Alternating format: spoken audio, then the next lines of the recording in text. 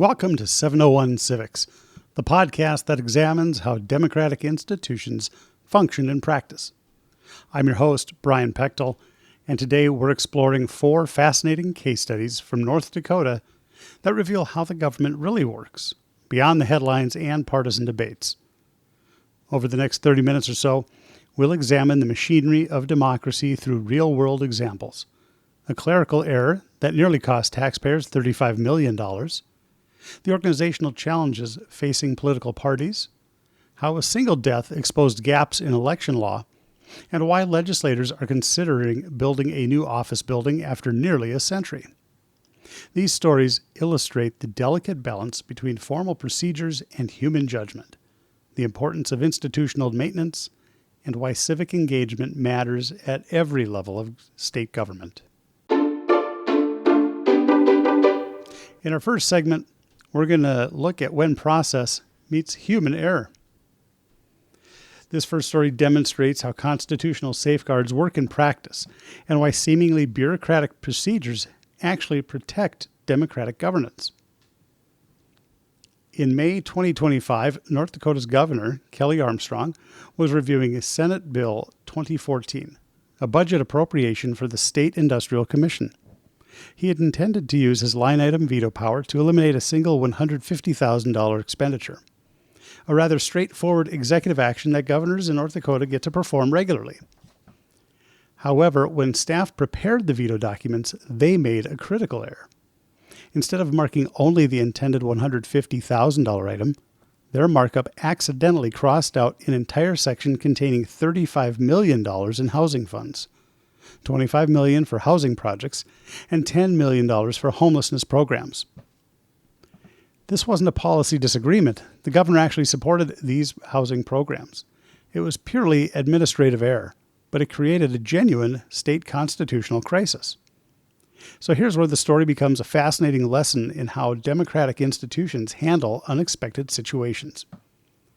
The North Dakota Constitution requires governors to provide written explanations when they veto legislation.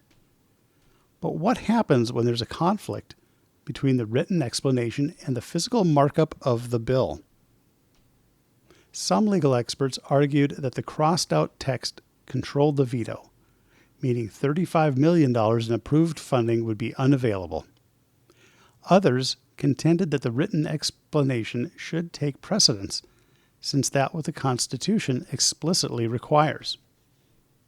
For nearly 3 weeks, critical housing funds remained in limbo while legal experts debated constitutional interpretation. The potential solutions, were limited and expensive. Because the session had wrapped up, it meant that if the legislature wanted to or needed to do anything, they would have to come back. And if that was the case, would the governor call a special session? Calling a special session would come in at a cost of $65,000 per day.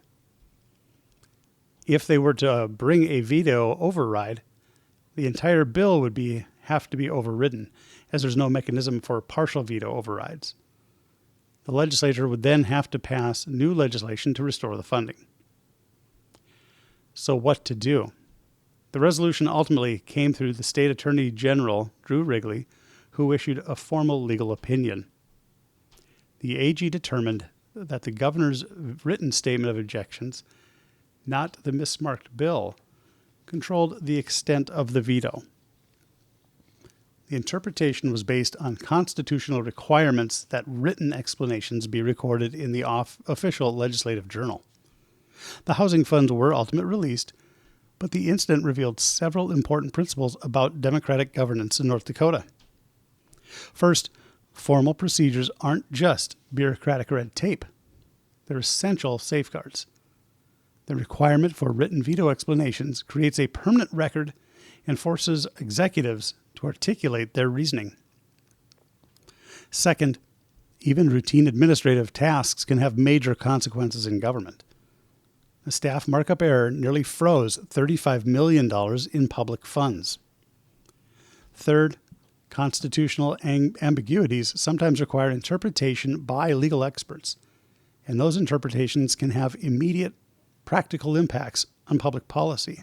Finally, the incident showed how democratic institutions can be both fragile and resilient, vulnerable to human error, but equipped with mechanisms for resolution. Ultimately, the real discussion kind of came down to whether or not the governor might call a special session or whether the legislature would use some of their days that were remaining.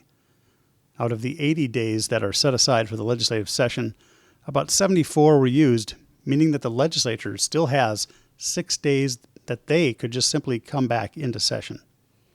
One of the main elements of this particular issue is that the legislature really didn't want to use those 6 days, any of those, and were hoping that, if need be, the governor would call them back.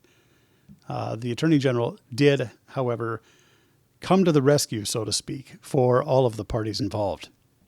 So far, as of the recording of this podcast, there has been no mention of anyone coming back to the Capitol to address the bill. In our second segment today, the organizational challenge of political parties comes into focus. Political parties occupy a unique position in American democracy. They're private organizations that perform essential public functions.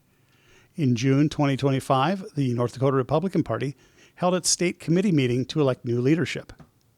What really should have been a routine organizational matter turned into a 5-round ballot election that revealed some deep divisions within the party structure. The contest was between 2 candidates representing different approaches to party leadership. One with extensive experience and established relationships through the party, that person being Shane Gettle, and the other newer to state level politics, but supported by members seeking change, represented by Matthew Simon. The final vote was extremely close, 24-22. Illustrating how evenly divided the organization had become. About 20 new district chairs participated in the meeting, many without previous leadership experience, representing a significant turnover in party governance and mirroring some national change. But the leadership election was only part of the story. The state committee also passed several resolutions criticizing actions by the party's own elected officials, including the governor and legislators from the same party who currently hold supermajorities in both chambers of the legislature. This creates an unusual situation. A political party organization formally expressing disappointment with its own elected officials' performance in office. The resolutions criticized specific policy decisions, including property tax legislation and the governor's veto of a library content bill. From a civics perspective, this raises fascinating questions about the relationship between party organizations and elected officials. Several attendees described feeling that reasoned discussion was difficult and that there was hostility toward office holders trying to explain their positions. This tension represents a broader challenge in democratic governance. Political parties serve multiple functions. They're membership organizations that allow citizens to participate in political life, but they're also governing coalitions that must make practical policy decisions. When the membership organization and the governing wing diverge significantly, it creates challenges for both democratic participation and effective governance. Some members may feel their views aren't represented by elected officials, while office holders may feel constrained by party positions that don't reflect governing realities. The situation also demonstrates how organizational dynamics within parties can affect public policy. When party activists and elected officials are in conflict, it can influence legislative priorities, electoral strategies, and ultimately the policies that affect all citizens. This isn't unique to one party or one state. Similar tensions exist in political organizations across the country. The North Dakota example simply provides a clear illustration of how these dynamics play out in practice and why understanding party governance matters for civic engagement. Our third story begins with tragedy, but reveals how gaps in legal framework can disrupt democratic representation. When Representative Cynthia Schreiber-Beck passed away, it should have triggered a straightforward process to replace her. Instead, it exposed how complex our democratic systems really are. The legal framework for filling legislative vacancies does seem clear.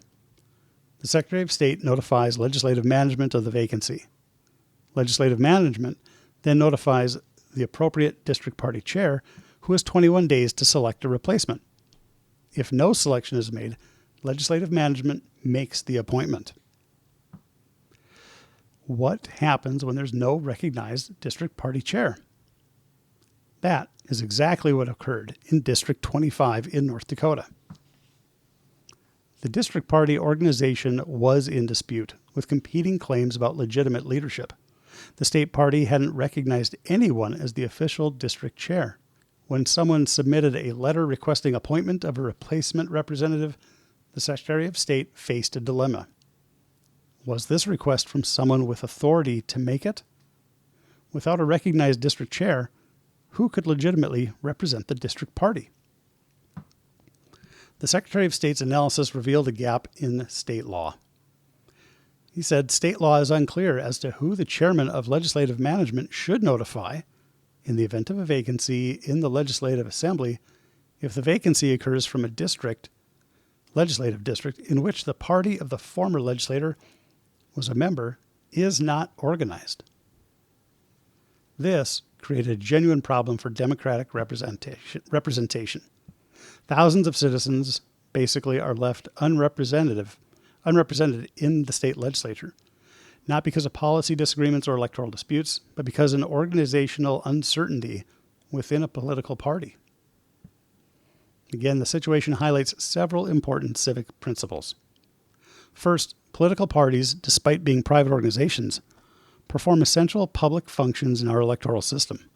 When they malfunction, it can disrupt democratic representation itself. Second, laws and procedures written for formal circumstances can break down when unusual situations arise. The vacancy statute assumed there would always be a recognized party chair, but that assumption proved incorrect. Third, seemingly mundane organizational trends, like whether a district party properly elected its officers, can have major consequences for democratic governance. Fourth, our democratic systems have interdependencies that aren't always obvious. The smooth functioning of legislative representation depends on the proper organization of party structures, which depends on citizens participating in party governance, something that a lot of citizens don't do anymore. As of the time period covered in some documents, this situation remained unresolved. Citizens of District 25 continue to lack full representation while this podcast is being recorded in June of 2025, while various entities work to clarify the legal and organizational issues. The Secretary of State concluded by encouraging the Legislative Assembly and both major political parties to examine state law and work within their parties to ensure certainty in their organizations for a consistent process in filling vacancies. This represents exactly the kind of institutional maintenance that democracy requires, identifying weaknesses when they're exposed and working to address them before they cause bigger problems.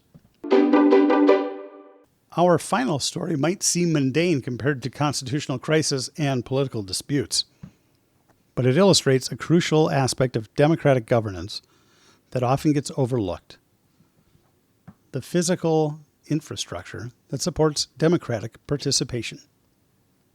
The North Dakota legislature passed Senate Concurrent Resolution 4024, directing legislative management to study using dedicated funds to construct a new legislative office building. This isn't just about comfort or prestige, it's about the capacity to govern effectively and include citizens in democratic processes. Mind you, the resolution doesn't force legislative management to study it. It just gives them that opportunity or ability to study it in between this last legislative session and the forthcoming in 2 years. The resolution identifies several specific problems with current facilities, saying many legislative meeting rooms are too small to accommodate public participation, lack secondary or emergency exits, and aren't designed to function with modern technology. Additionally, the legislative parking lot, it is said, needs a lot of repairs frequently and creates unsafe conditions during winter sessions. While this might sound like minor inconveniences, there are some real implications for democratic governance. If meeting rooms can't accommodate citizens who want to participate in hearings, public engagement suffers. If facilities lack proper emergency exits, it creates safety risks during the very meetings where citizens interact with their representatives. The resolution notes that North Dakota's capital is, quote, one of the few in the country in which legislators have no dedicated place to work or private space to meet with constituents, end quote. This isn't just about legislative convenience, it does affect the quality of representation citizens receive. Again, we have to consider the civic implications. If legislators lack private offices, where do they meet with constituents who need to discuss sensitive issues? If committee rooms are too small for public attendance, how can citizens effectively participate in the legislative process? The funding mechanism is also interesting from a governance perspective. The Capitol Building Fund was created at statehood through a grant of 50,000 acres of land, specifically for financing public buildings. In 1967, the legislature directed that this fund be reserved exclusively for legislative improvements. However, over the decades, money from the fund has been used for a lot of other purposes, including special assessments and construction of the governor's residence. And despite these diversions, the fund has grown to over $5 million, demonstrating the ongoing value of the original land grant. The proposed solution involves building a parking lot structure on the west side of the legislative wing with modern committee rooms, legislative offices, and meeting spaces above the parking. This would address multiple problems, including parking, meeting space, and office space for legislators and staff. There's also a broader efficiency argument. Construction of a legislative office building would allow executive branch agencies currently leasing office space off the Capitol grounds to move into the Capitol, saving money on lease space and providing greater public access. As the Capitol approaches its 100th anniversary in 2031, the resolution argues it's vital to, quote, address the future needs of the legislative branch and provide future legislators with the tools necessary to retain the Legislative Assembly's constitutional role as a co-equal branch of government, end quote. So this framing could be important. It's not about luxury or status, but about maintaining the capacity for effective democratic governance. Physical infrastructure shapes how democracy works in practice. Meeting rooms that can't accommodate the public limit democratic participation. Legislators without private offices can't effectively serve constituents with sensitive issues. The study resolution doesn't commit to building anything. It simply directs legislative management to consider the options. This itself is an example, potentially, of good governance, identifying potential problems, studying solutions, and making informed decisions about public investments. However, adding another structure on the Capitol grounds is going to be a little bit of an uphill battle. North Dakota legislators only meet 80 days every 2 years. Taxpayers might question, is it a good use of taxpayer funds to build a structure that is only used primarily during that time? And given that a number of people are now working remotely, will those offices actually be utilized by other state agencies? Only time will tell. These 4 stories from North Dakota offer valuable insights into how democratic institutions function in practice and what that means for civic engagement. From the veto era, we learn formal procedures and constitutional safeguards serve important purposes, even when they seem bureaucratic. The requirement for written explanation of vetoes isn't just paperwork. It's a check on executive power that proved crucial when human error created a small crisis. The party leadership story demonstrates that organizational health matters for democratic governance.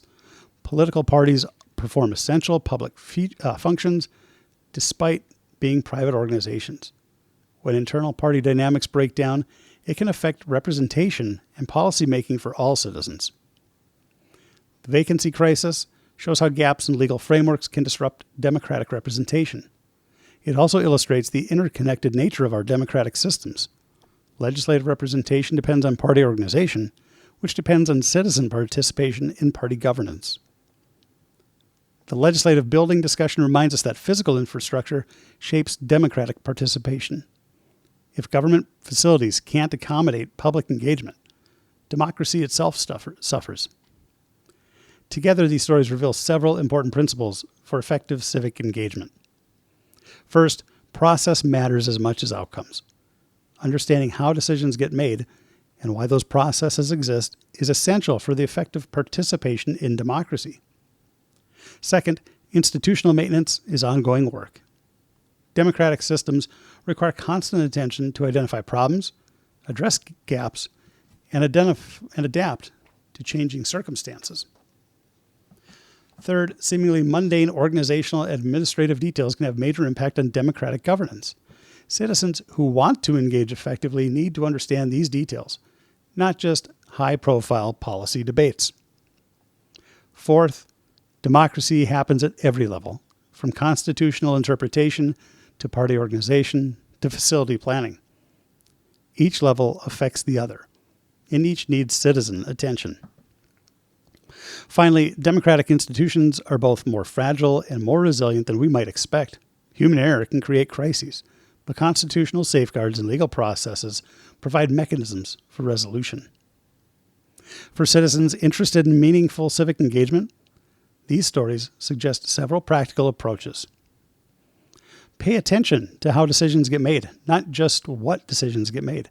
Understand the processes that govern your representatives. Participate in party organizations if you're affiliated with one. These private organizations perform public functions, and your engagement can influence how they work. Support institutional maintenance and improvement. This includes everything from updating legal frameworks to ensuring adequate facilities for democratic participation. Engage with local and state governments, where many of these fundamental processes play out. National politics gets more attention, but state and local governance affects daily life more directly. Most importantly, remember that democracy is not a machine that runs itself. It's a human enterprise that requires constant participation, attention, and maintenance by informed citizens. The next time you encounter a government controversy or administrative dispute, ask yourself, what does this reveal about how our democratic systems work? What processes are involved? How do formal procedures protect democratic values?